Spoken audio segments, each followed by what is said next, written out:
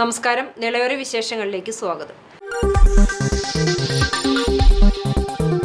ബന്ധുക്കളോടൊപ്പം ഭാരതപ്പുഴയിൽ കുളിക്കാനിറങ്ങിയ യുവാവിനെ ഒഴുക്കിൽപ്പെട്ട് കാണാതായി.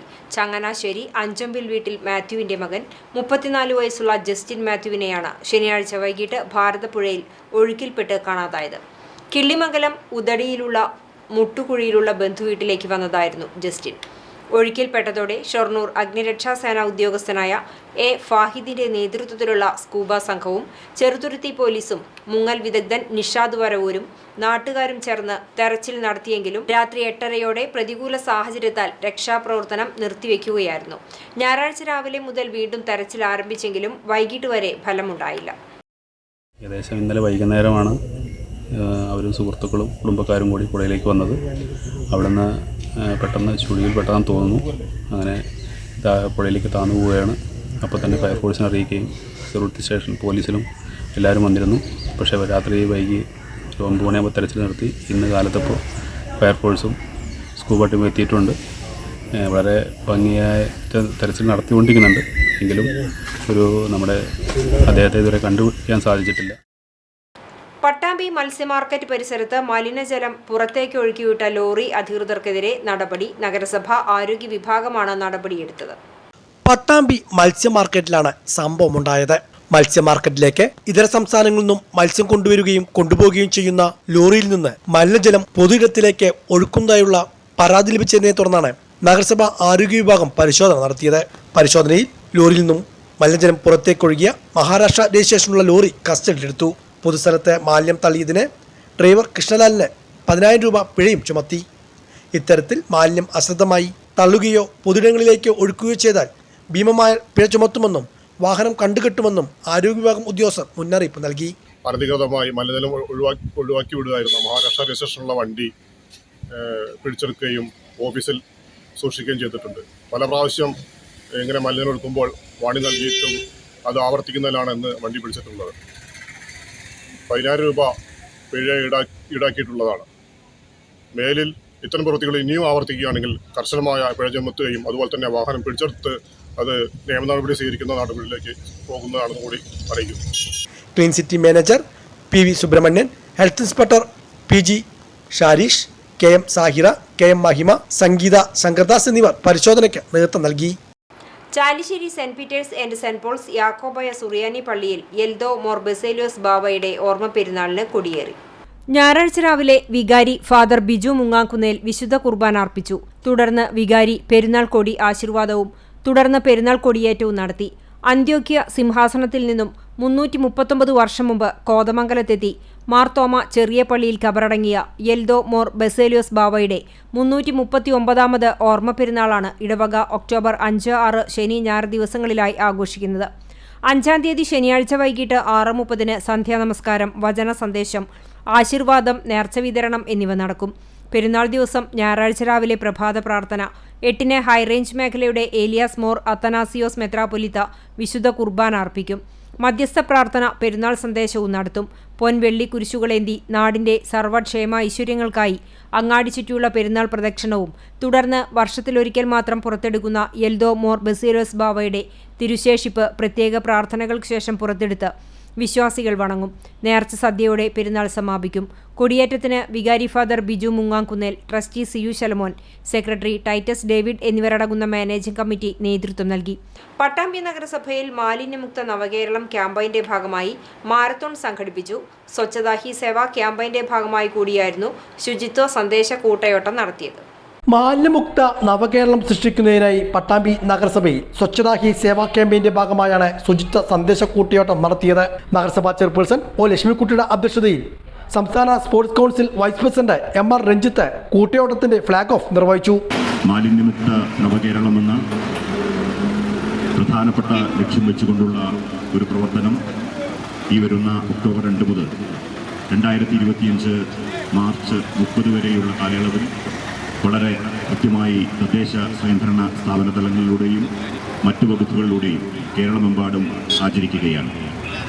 നമുക്കേവർക്കും അറിയാം, നമ്മുടെ ഏറ്റവും പ്രധാനപ്പെട്ട ഒരു സംസ്കാരമെന്ന് പറയുന്നത് നമ്മുടെ വൃത്തിയും ശുചിത്വവുമായി ബന്ധപ്പെട്ടുകൊണ്ടാണ്. പലപ്പോഴും മനുഷ്യർ എന്ന നിലയ്ക്ക്, പ്രത്യേകിച്ച് മലയാളികൾ എന്ന നിലയിൽ, ഇന്ത്യ രാജ്യത്തിനും ലോകത്തിനും തന്നെ മാതൃകയാകുന്ന രീതിയിൽ വ്യക്തി ശുചിത്വത്തിനും അവരവരുടെ വീട് വൃത്തിയാക്കുന്നതിലുമൊക്കെ വലിയ മാതൃക കാട്ടിയിട്ടുള്ള നാടാണ് നമ്മുടെ നാട്. പക്ഷേ വൃത്തിയുള്ള സ്വന്തം വീടിനും വ്യക്തി ശുചിത്വം എന്ന നിലയിലും അതോടൊപ്പം നമ്മുടെ നാട് കൂടുതൽ പരിസരം വൃത്തിയാക്കുക, അങ്ങനെ വൃത്തിയുള്ള വീട്, വൃത്തിയുള്ള നാട്, വൃത്തിയുള്ള പരിസരം എന്ന രീതിയിൽ സമ്പൂർണ്ണമായി മാലിന്യമുക്തമായിക്കൊണ്ട് എല്ലാ മേഖലകളെയും പൂർണ്ണമായും ശുചിത്വത്തിലേക്ക് കൊണ്ടുവരുന്നതിനുള്ള വലിയ രീതിയിലുള്ള പ്രവർത്തനങ്ങളാണ് കേരളത്തിൽ നടന്നുകൊണ്ടിരിക്കുന്നത്.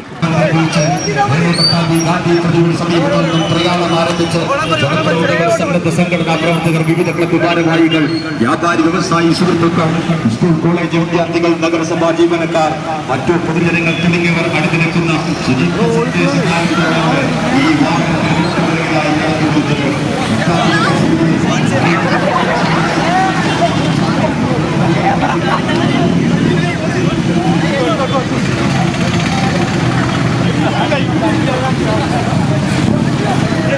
നഗരസഭ vice chairman T P Shaji, സ്ഥിരസമിതി അധ്യക്ഷ K T Rukkiya, P Vijayakumar, P K Kavitha, N Rajan, V Sethalavi, Makesh, Hameed, P Shabna, M Srinivasan, മറ്റു ജനപ്രതിനിധികൾ, സന്നദ്ധ സംഘടനാ പ്രവർത്തകർ, വിവിധ ക്ലബ്ബ് ഭാരവാഹികൾ, വ്യാപാരി വ്യവസായി അംഗങ്ങൾ, സ്കൂൾ കോളേജ് വിദ്യാർത്ഥികൾ, നഗരസഭ ക്ലീൻ സിറ്റി ഉദ്യോഗസ്ഥർ തുടങ്ങിയവരെല്ലാം കൂട്ടയോട്ടത്തിൽ പങ്കെടുത്തു.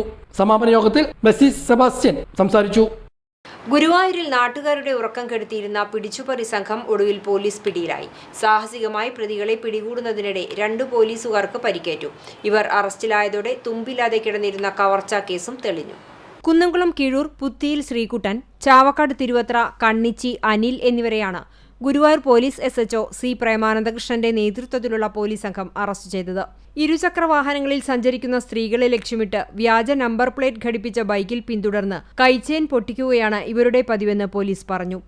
വെള്ളിയാഴ്ച രാത്രി പോലീസ് ജീപ്പ് കണ്ട ഇവർ ബൈക്ക് വെട്ടിച്ച് രക്ഷപ്പെട്ടു. തുടർന്ന് പോലീസ് 3 സംഘങ്ങളായി നടത്തിയ തെരച്ചിലിൽ കോട്ടപ്പടിയിൽ നിന്ന് ഇവരെ കണ്ടെത്തി. രക്ഷപ്പെടാൻ ശ്രമിക്കുന്നതിനിടെ പോലീസിന്റെ ബൈക്കിൽ ഇടിക്കുകയായിരുന്നു.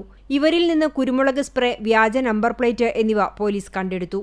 തുടർന്ന് നടന്ന ചോദ്യം ചെയ്യലിൽ ഗുരുവായൂർ പോലീസ് സ്റ്റേഷൻ പരിധിയിലെ അരിയന്നൂർ, ഇരിങ്ങപ്പുറം, വടക്കേക്കാട് സ്റ്റേഷൻ പരിധിയിലെ നമ്പീശൻപടി, ടെമ്പിൾ സ്റ്റേഷൻ പരിധിയിലെ താമരയൂർ, കമ്പിപ്പാലം എന്നിവിടങ്ങളിൽ നിന്നും ഇത്തരത്തിൽ കവർച്ച നടത്തിയതായി പ്രതികൾ സമ്മതിച്ചു. കവർച്ച ചെയ്യുന്ന സ്വർണ്ണാഭരണങ്ങൾ പണയപ്പെടുത്തി ലഭിക്കുന്ന പണം ഉപയോഗിച്ച് ആഡംബര ജീവിതം നയിച്ചു വരികയായിരുന്നു ഇവരുടെ പതിവെന്ന് പോലീസ് പറഞ്ഞു. ഗുരുവായൂരിൽ പൂക്കച്ചവടത്തിനാണെന്ന പേരിലാണ് രാത്രിയിൽ ഇവർ വീട്ടിൽ നിന്നും ഇറങ്ങിയിരുന്നത്. ഇവർ അറസ്റ്റിലായതോടെ താമരയൂരിലെ ദേവീസ് സൂപ്പർ മാർക്കറ്റിന്റെ ചില്ല് തകർത്ത് 10,000 രൂപ അടങ്ങിയ സംഭാവന ബോക്സ് കവർന്ന കേസും ഇതോടെ തെളിഞ്ഞു. കഴിഞ്ഞ വർഷം ആഗസ്റ്റ് 8-നാണ് കേസിനാസ്പദമായ സംഭവം നടന്നത്. വൃക്കരോഗികൾക്ക് ഡയാലിസിസ് ചികിത്സയ്ക്ക് ധനസഹായം ചെയ്യുന്നതിനായി സൂക്ഷിച്ചിരുന്ന കൺസോൾ മെഡിക്കൽ ട്രസ്റ്റിന്റെ 10,000-ഓളം രൂപ അടങ്ങിയ സംഭാവന ബോക്സാണ് കവർന്നത്. പുലർച്ചെ 2 മണിയോടെ ബൈക്കിലെത്തിയ 3 പേർ മോഷണം നടത്തി തിരികെ പോകുന്ന ദൃശ്യം പോലീസിന് ലഭിച്ചിരുന്നു. എന്നാൽ പ്രതികളെ പിടികൂടാൻ കഴിഞ്ഞിരുന്നില്ല. അറസ്റ്റിലായ ശ്രീകുട്ടനെയും അനിലിനെയും വിശദമായി ചോദ്യം ചെയ്തപ്പോഴാണ് പ്രതികൾ കുറ്റസമ്മതം നടത്തിയത്. ഇവരോടൊപ്പം ഉണ്ടായിരുന്ന കോട്ടപ്പടി മനയത്ത് വീട്ടിൽ നന്ദുവിനെയും പോലീസ് അറസ്റ്റ് ചെയ്തു. കോടതിയിൽ ഹാജരാക്കിയ പ്രതികളെ റിമാൻഡ് ചെയ്തു.